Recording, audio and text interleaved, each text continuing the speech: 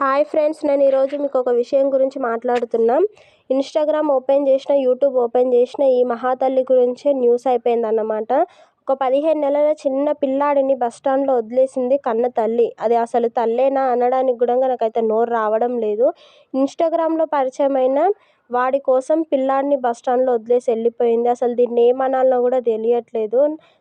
దానికోసం వాని కోసము మరి ఇంక పిల్లల్ని కనడం ఎందుకు, అలా వదిలేయడం ఎందుకు? 9 నెలలు మోసి కని పెంచిన పిల్లాడిని వదిలేసి వాడి కోసం ఎలా వెళ్ళాలనిపించిందో దానికో దండంరా నాయన! ఇట్లాంటి మనుషులు కూడా ఉన్నారు. అసలు న్యూస్ ఓపెన్ చేసి అసలు ఫోన్ పట్టుకుంటే చాలు ఘోరమైన వార్తలు వినాల్సొస్తుంది.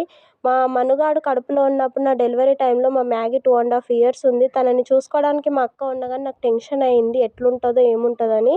అలాంటి తల్లులున్న దేశంలో ఇది ఎట్లా పుట్టిందో నాకైతే అర్థం కావడం లేదు. 4 రోజుల ప్రేమ కోసం పిల్లాడిని ఎలా వదిలేయాలనిపించిందో చెత్తముండా. ఈ విషయం పైన మీరేమంటారో కామెంట్ చేయండి.